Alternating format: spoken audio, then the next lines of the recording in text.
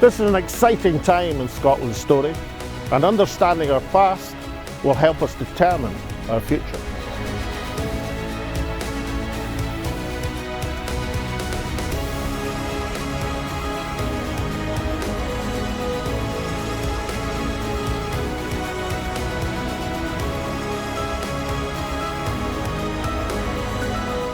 And when Scotland's voice is heard, it charts the way forward.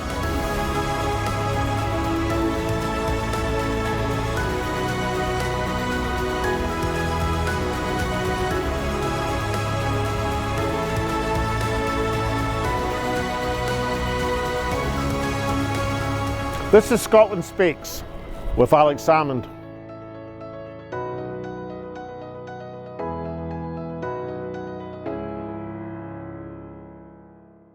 Good morning and welcome to Scotland Speaks with Salmond once again at our popular broadcast time of 10 a.m. on a Saturday morning.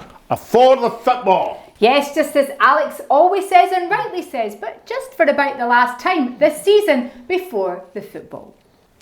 In fact, the Scottish Premier League came into existence just before the Parliament was reconvened by Winifred Ewing in May 1999.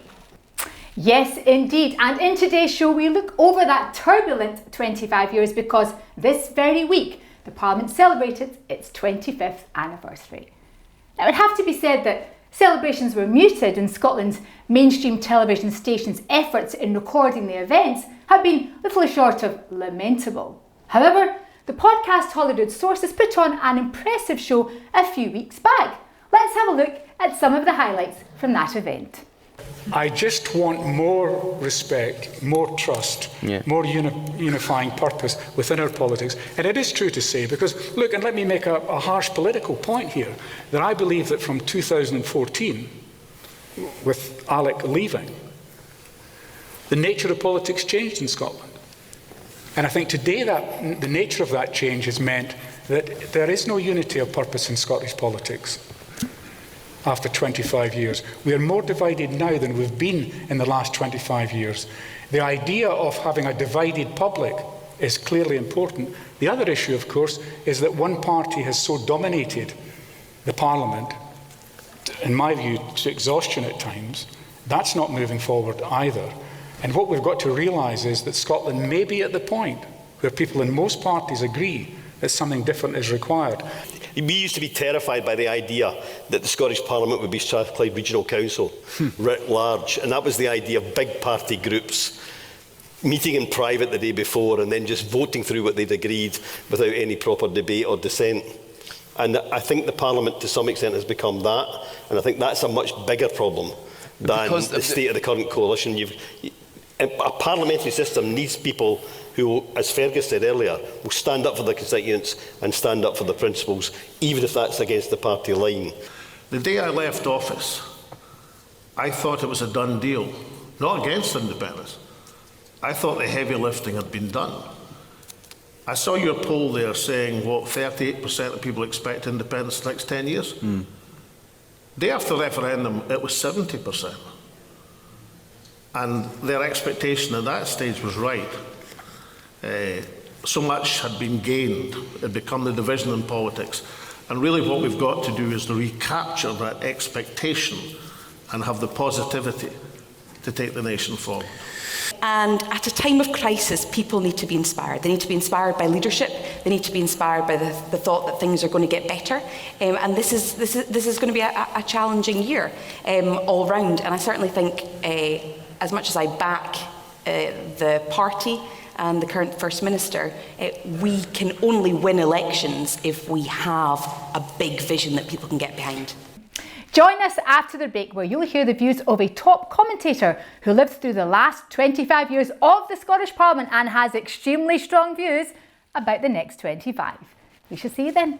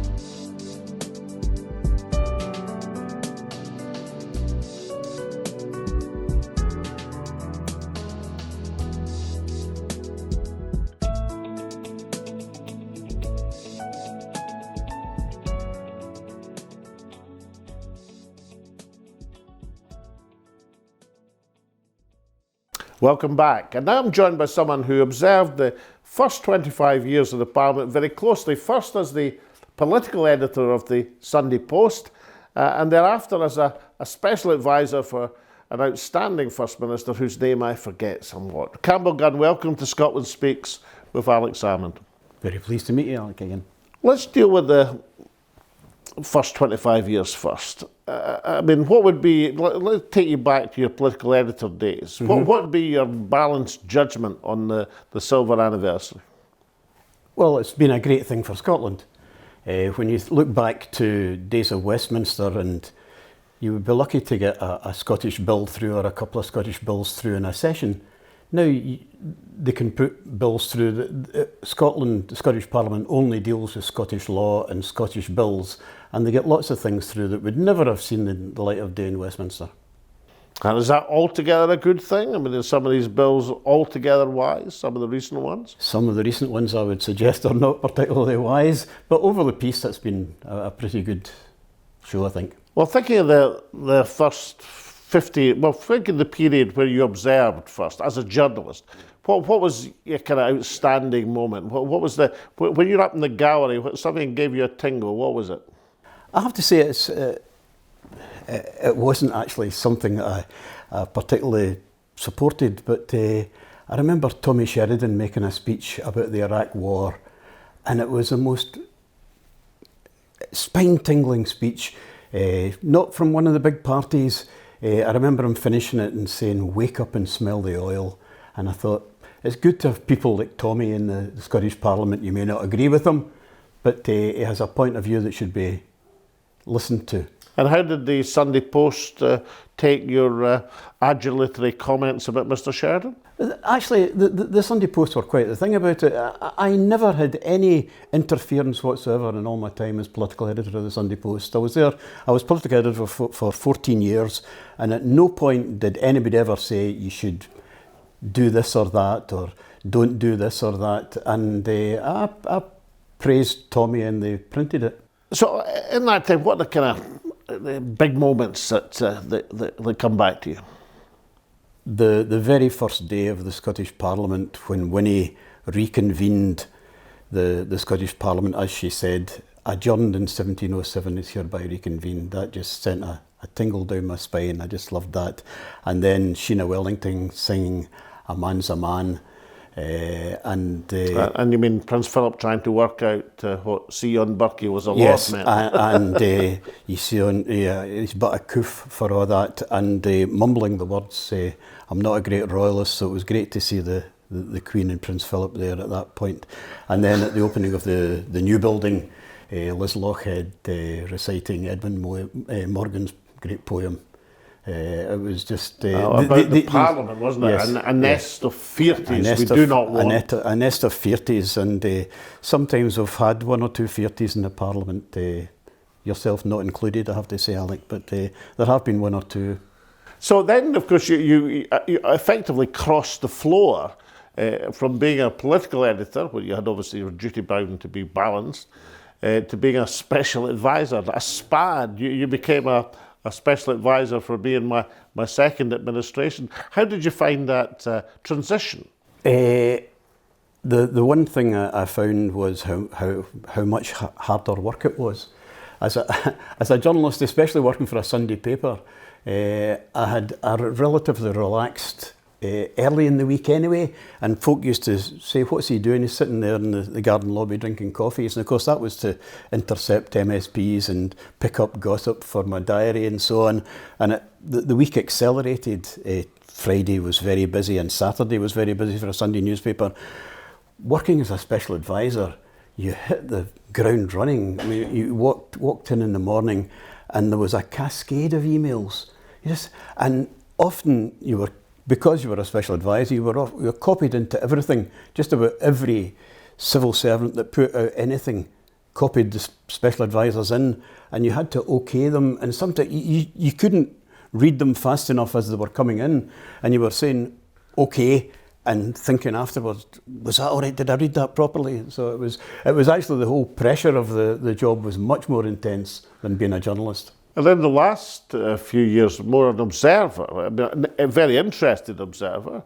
But and what remarks would you be about that when you've had a kind of more dispassionate view of things?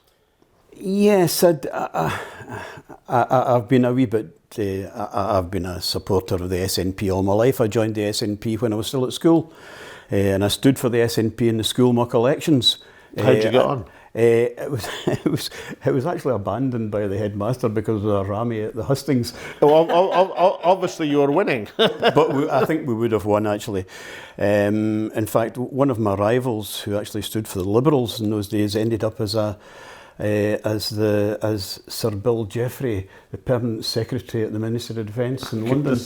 Have you got a theory on why the SNP got so entranced with all this identity type legislation, all this social cultural stuff? I mean, it does seem the SNP of old would have steered a mile away Absolutely. from such stuff. Certainly people with more political nous, like yourself, Alec, or as hopefully under our new leader in John Swinney, he would perhaps have, he was no longer in front line at the time of the. Well, he was deputy leader. well, yes, but he did seem to reincarnate as woke John. You think he might go back to sort of bank manager John? I certainly hope so, because I think Nicola did the deal with the Greens. If she took any advice, I don't know who she was taking the advice from, because it was so unpopular out in the country and just politically bad. I just didn't see why they did it. And you eventually had the green tail wagging the SNP dog and going down cul-de-sacs of policies that the general public were not interested in. So where do we go from here, Campbell? 25 years in, silver anniversary. What about the next 25? Well, we'll see what happens at the Westminster election later this year. I fear for the SNP. I think there may be some serious losses coming down the track. I think it's a good thing that Kate Forbes is there. I supported her leadership against Humza last year. Unfortunately, she didn't make it, but she's in a good position as deputy. If John has to go after losses later this year, and whatever else is coming down the track from branch form, we still don't know what's to be the shakeout of that. Now, you understood my strategy very well. You were one of my spats. But clearly, for reasons, I think kamikaze reasons, it's been closed off now. So where do we go from in terms of the independent strategy? Because one thing an SNP leader has to have is a realistic strategy for pursuing independence. I'm afraid at the moment, under the SNP, I don't see independence on the near or even middle horizon. My only hope is that support for independence grows until it's well over 50%, and the pressure on an incoming Labour government is such that another referendum is granted. Other than that, I honestly think going down the road of Catalonia and having independent referendums that can be legally challenged is a bit of a cul-de-sac too. I'd like to ask you one last question. Tom Nairn's celebrated remark that Scotland will only be free when the last Church of Scotland minister was strangled by the last copy of the Sunday Post. Did you, as the political editor of that esteemed journal, ever get the opportunity to upbraid Mr. Nairn on his remark? Strangely enough, I was invited onto a panel with him, but as it happened, it was a conference in Germany, which I was invited onto by Chris Harvey, your former colleague. But I couldn't make it, and that was the reason that I was being invited on, because Tom Nairn was on it. But I hope people will see the Sunday Post. I hope I changed it as political editor. And I certainly think anyone who reads the Sunday Post today will see it's a totally different paper from what they remember from their childhood. Campbell Gunn, early member of the Runrig Rock Band, political editor of the Sunday Post, and special advisor par excellence. Thank you so much for joining me on Scotland Speaks with Alex Salmond. It was a pleasure, Alec.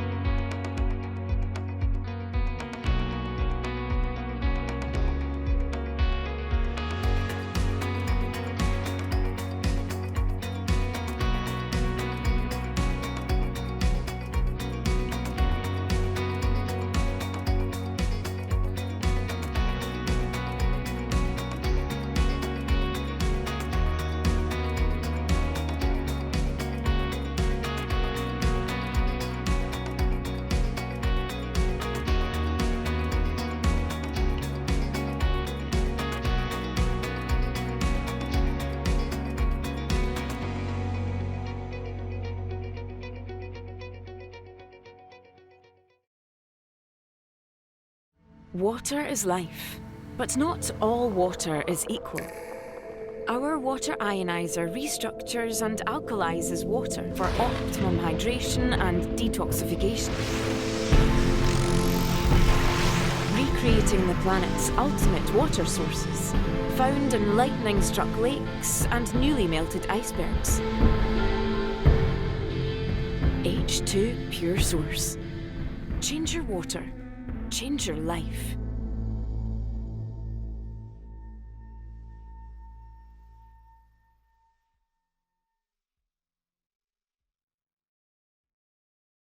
Welcome back. Now, our last programme was an outside broadcast from the All Under One Banner Independence March in Glasgow. Here are some of the excellent highlights. As far as the English establishment are concerned, Northern Ireland, who cares? They can't wait for a united Ireland. It gets the North off their hands and they'll shed no tears. Wales, they don't really care either way. Scotland, Osborne was quite clear, that's ours. Why is it ours? Well, they like to enjoy it. If their kids can't get into Oxford or Cambridge, they can come up to St Andrews or Edinburgh or Glasgow. They can come up and enjoy the Edinburgh Festival, and they can even come up and enjoy hunting, shooting, fishing on our hills and our glens. But more importantly than that, we're a resource to be exploited. We're a resource not just in oil and gas, but now in renewable energy. And they know that, because we are duty bound now to be seeing, going south of the border, 124 billion kilowatts of renewable energy. 124 billion kilowatts. That could power every house in Scotland 12.5 times over. The situation is, though, we're getting no revenue for it. We're getting no work from it. I can go down to Dunbar Harbour and I see turbines now out in the River Forth. There's almost 40 now, and that's just one field. There will be hundreds. And yet Methil lies idle. They're bringing the turbines up from down south or even from across the seas. The work is going elsewhere, and even the jobs are going elsewhere, because I've had constituents sailing out of Montrose who were laid off and replaced by South Asian labour being exploited. Why is that? Because if you're more than 12 miles out, you're out with the maritime limits, and the employment wages, the employment laws and the minimum wage doesn't apply. So we're getting no business, no work, we're being ripped off. That's just the situation with renewable energy. People in East Lothian can see the turbines in the Lammermuirs and they can see the turbines offshore. And yet we are going to get our environment damaged because they want it fast and cheap and they'll put up pylons rather than cabling it. And yet we can't afford to heat our homes. It's a replication of what happened with oil. Norway discovered oil and got immensely rich. We discovered oil, as Jim Siller said, and have seen an industrial desert made. 40 years ago, the big fight was the miners' strike. But now in oil and gas, the big fight is Grangemouth Refinery. We have to make a stand for that.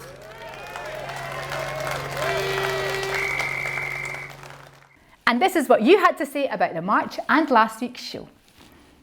Hugh Fraser says, first class show, great march, great people attending and so nice to meet you both. I'm the guy with a flag on a boat hook who gave a zip tie to fix our ALBA banner. Oh, thank you, Hugh, I remember you well. Kizibus says, love the indie bikers, it's such a thrill when we hear them arrive. John says, that was a tonic. The SNP may be asleep at the wheel, but Scotland is awakening. Amber says, absolutely loved this episode of Scotland Speaks. Wonderful to see ALBA bringing hope and positivity to those of us left disheartened at the stultifying lack of progress shown by our current incumbents. A taste of the enthusiasm and unity shown back in 2014 that only Alex Salmond could deliver. And finally, Kathleen said, keep making your voice be heard, Alex. Well, there's no doubt about that, Kathleen. Worry not. Well, thank you very much indeed for your tweets and messages. Please do keep them coming in. Now, normally it's this point in the programme where I head over to Alex in Scotland's Hidden Heroes in association with Flagship Media. But we thought for now and perhaps for some upcoming weeks, we're going to have a fresh change by inviting into the studio some of Scotland's real life indie heroes. And today I'm delighted to be joined by one of those such heroes, campaigning activist and member of the ALBA party, Deborah McAlpine. Welcome to Scotland Speaks with Alex Salmond. Thank you, Tasmina. Lovely to have you in the studio. Now, of course, we've been talking about independence marching. We've just seen some images of the march at Glasgow Green. How long do you think campaigners are going to have to keep marching for until we get to independence? And how important do you think it is that we keep marching until we get there? Very good question, Tasmina. I think, you know, like everyone, I think we're going to be campaigning until it's done, as long as there's 100 of us left, as we always said. I think that going on the march is really good for morale. It's good for us to all come together, as in all under one banner. It makes us feel proud, like an army marching. I feel that we'll need to do this until independence is here. But for me, I think that probably arrive in the next 2 years. I think 2026 will be our year, and that's when not only we'll be having a march, we'll be having a celebration march and celebrations across Scotland, including in George Square. Well, Deborah, your prediction of 2 years will be music to the ears of all nationalists, because I think First Minister John Swinney had said just this week he was looking at a sort of a 5-year project, but as the movement continues to take it into its hands, and certainly in terms of what ALBA's plans are, 2 years is a reasonable timescale. Now, on these marches, we see the indie bikers, we see various different organisations. What's the response from people on the streets of looking out the windows and walking past as people are marching through and the music's playing? Oh, we always get an enthusiastic welcome. I think it's always good to see when people come down there close and bring the kids out, and we've got people waving. Quite often people come out with their flags out their windows waving, and it's the enthusiasm buzz that gives us when we're on our march. Also, we've got cars peeping, and of course we also have the Yes Bikers that join us. They're great, and I think they really enjoy the occasion as well. Now, you know, there are a number of marches coming up, and notably, obviously, all under one banner have a number of planned, and of course the big one in George Square, the Hope Over Fear, at the 10th anniversary. Can you believe that's us 10 years since the last referendum, Deborah? What would your message be for people to, in terms of attending, encourage them to attend these marches and attend the big one in George Square? I would say definitely come to the one in George Square. It's been held nearly every year and since the independence referendum, and it's always such a great friendly atmosphere. and we've also got people from up and down the country that make a special attempt to come down to Freedom Square. And so I would definitely say come along, and I've heard that there's some quite good speakers already. Well, I mean, far be it for me to promote my co-host Alex Salmond, but yes, indeed, of course, you'll be speaking at the rally. Now, in this week's show, Deborah, we're discussing sort of a celebration of 25 years of the Scottish Parliament, our Parliament, Scots Parliament. How much of a force for good do you think it's been in the past 25 years? I like that phrase, force for good, Tasmina. I think the Parliament really has produced some marvellous pieces of legislation as it's moved forward, particularly in its first 15 years, I would say. In the beginning, I have to say, because I worked in homelessness, some of the legislation that derived from the Parliament and from the committee in relation to homelessness and social justice was world breaking.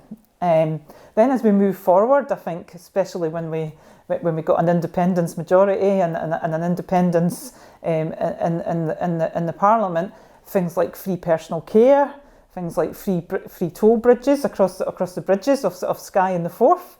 And then, of course, as we then move forward with much more capital projects, for example, building the new Queen's Ferry crossing. However, I think in the last few years, it seems to have lost a bit of its way and not been so focused on some of the social justice issues that we really hoped that the Parliament would move forward. And that's how I'd like to see it. I'd like to see it getting developed as we go forward. Now, you're a campaigner. You knock doors. You speak to real people when they open their doors to you when you're canvassing. What do you think they want to see from their Scottish Parliament?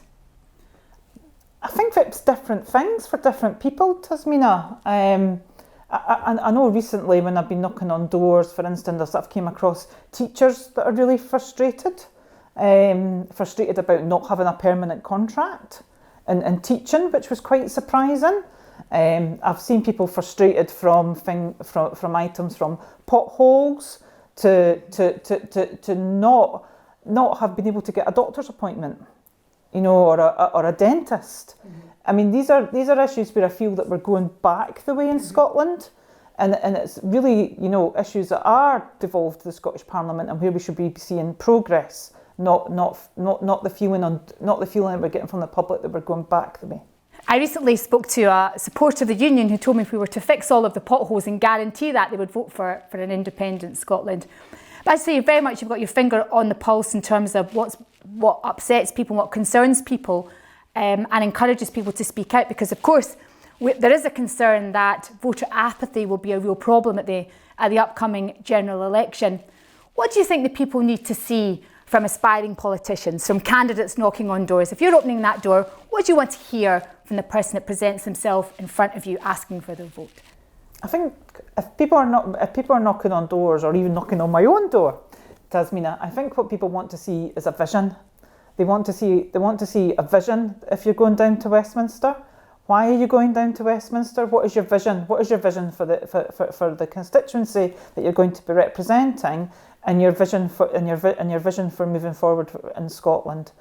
I think also we've got to remember there's a lot of important issues that are still in Westminster, foreign affairs being one. And if someone was knocking on my door, I particularly would be asking them questions in relation to what's currently going on in the Middle East. Because I'm an internationalist, not just a nationalist, and I would want to know people's views and see how they would vote on important matters in relation in particular to foreign affairs. So looking to the next 25 years, Deborah, you've predicted that we're going to have hopefully independence in the next 2, or certainly a real action point, a point in history in 2 years' time in the 2026 Scottish parliamentary elections. I suppose in the next 25 years we can envision an independent Scottish Parliament. What are your hopes and dreams for what an independent Scottish Parliament as we resume our status as a normal independent country? What do you think that can achieve for the people of Scotland? I think for me, it's always been about social justice. So it's particularly about, trying to support people in life that don't have the best start, and how having an independent Scotland would enable those to have a better start in life. You know, that includes having a, you know, world-class education system, a world-class health system. You know, these are the basics in life. You know, if that's what my vision of an independent Scotland is where everyone has a good start in life. Well, we can all take inspiration from that. Deborah McAlpine, thank you so much for joining me on Scotland Speaks with Tasmina Ahmed Sheikh for this segment. And now I'm going to pass over to Alex. But I should say that if you're interested in coming on the show and telling us as an independent activist the kind of Scotland you'd like to see and how we can get to independence as soon as possible, please do write in to the show at alexsalmond.scot, and who knows, you might be sitting here next week, the week after, or in a few weeks' time. But for now, over to Alex and his comments on 25 years of devolution and our Scots Parliament. Well, it doesn't seem like 25 years. Like Campbell Gunn, I can still remember Winnie Ewing's resounding introduction to the Parliament, reconvening it after the big gap of some, almost 300 years. I remember Sean Connery at the opening day when the MSPs were cheered into their Parliament. That's not something that happens very often. So the Parliament started off in a blaze of publicity and with great public esteem and public affection.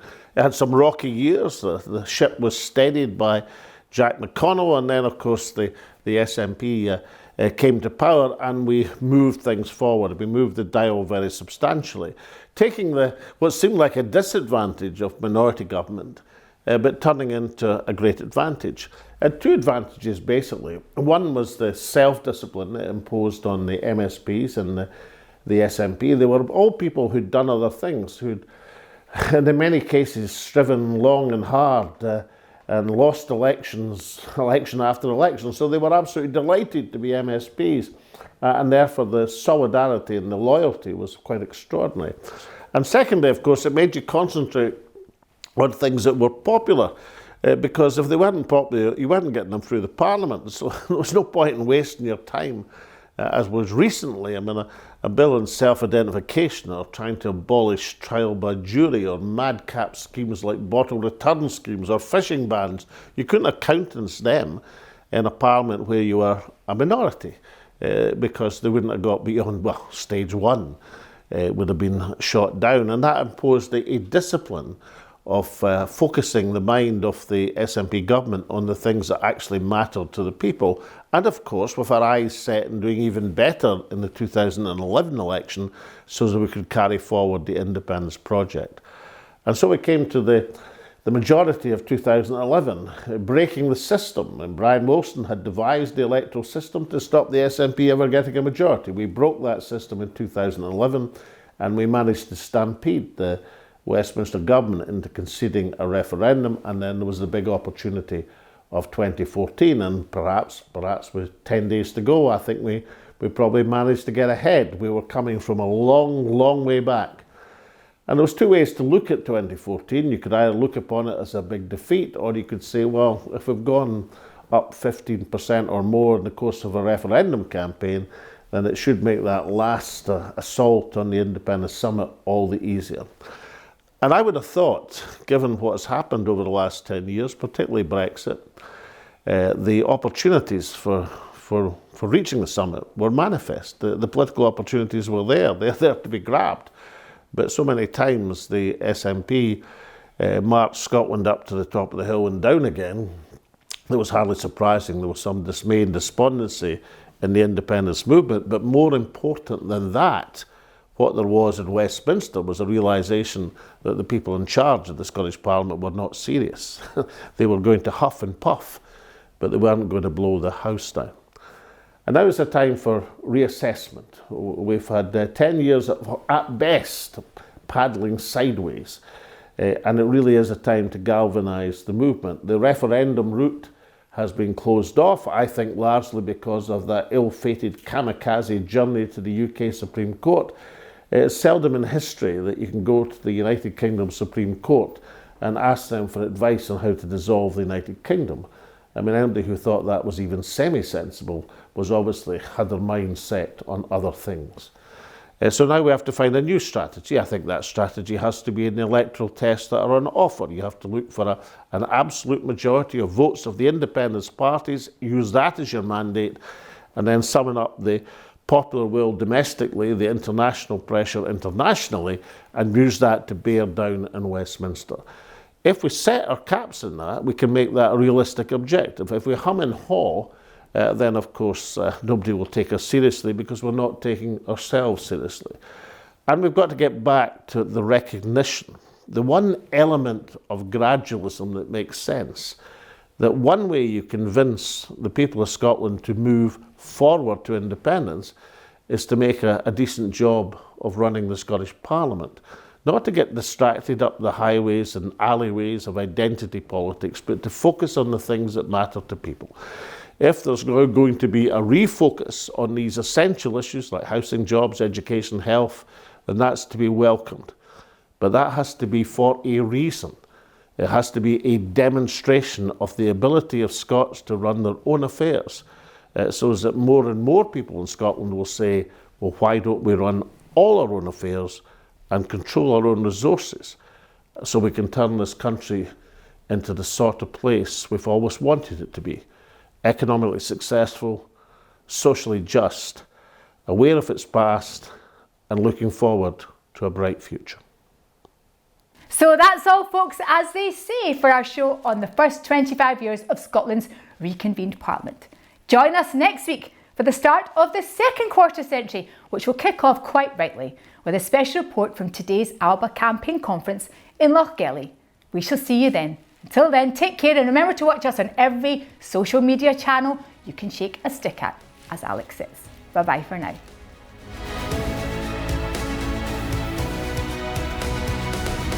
This is an exciting time in Scotland's story, and understanding our past will help us determine our future.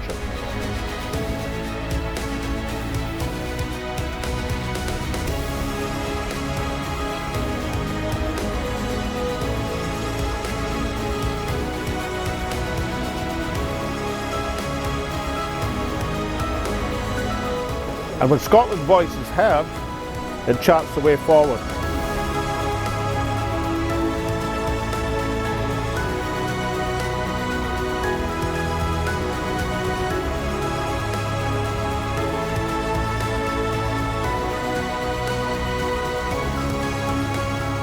This is Scotland Speaks with Alex Salmond.